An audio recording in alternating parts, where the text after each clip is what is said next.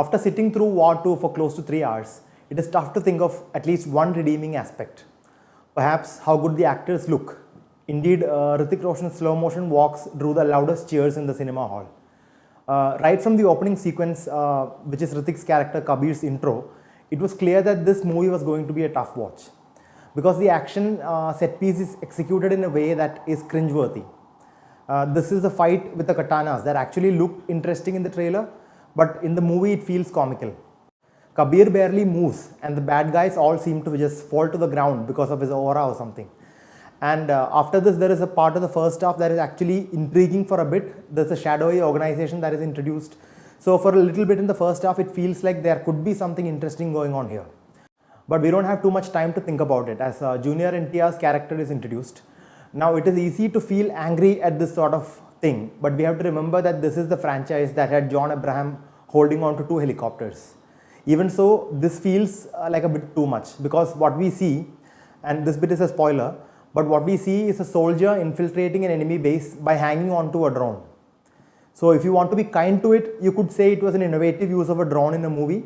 But despite all this, I still rate this scene higher than Hrithik Roshan's entry because at least they tried to do something different, even if what they ended up doing is having a shirtless man hanging onto a drone.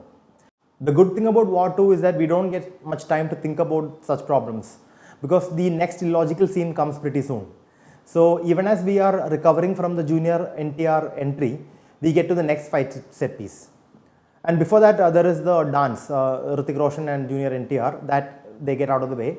It seems like a random pivot into song and dance, but what do you expect? So as we were saying, the third big fight set piece takes place on top of an aircraft. There is no protective gear or anything like that. They just stand on top of a flying aircraft and fight. At least Hrithik's character had the decency to wear goggles, but Junior NTR just stands there on top of a moving aircraft, no gear, no eyewear. So the rest of the action in the movie is along the same lines. So there is nothing much to say about it other than do better, because the action set pieces in this big budget action movie are absolutely disastrous. The first half ends with a big reveal and the antagonist is revealed. But at the start of the second half, there is a flashback. If you choose to watch this movie in theaters, this is the point where you will feel the strongest urge to get up and leave. Then I mentioned the shadowy organization, the intrigue that was building up, but all that comes crashing down like a house of cards. Because the schemes that these schemers are planning, they feel half-baked at best. At times it is easy to feel angry at how irritating the characters are, before remembering that it is the writing that makes them so. The dialogues are no better. Director Ayan Mukerji's earlier venture Brahmastra too had suffered from the same problem. Though it may not be the director's fault, to be fair, but in Brahmastra we had Alia Bhatt repeating Shiva 50 times. In War 2 we have multiple characters saying India first, to the point that we can predict when those 2 words are about to come in the dialogue. It almost feels like the makers are trying to overcompensate for the Pakistani characters who were the female leads in Tiger and Pathan. To be fair, the actors are not too bad, but they don't have much to work with. There are still moments where Hrithik and Junior NTR manage to impress. Kiara Advani does justice to what little she has been given and is convincing in the fight scenes, but it is telling that the absence of her character would not have made any difference to the film. Sometimes the hand-to-hand combat and close combat choreography are not too bad, but there is also a lot of amateurish stunt work. The makers seem to think that slow motion scenes can make up for it.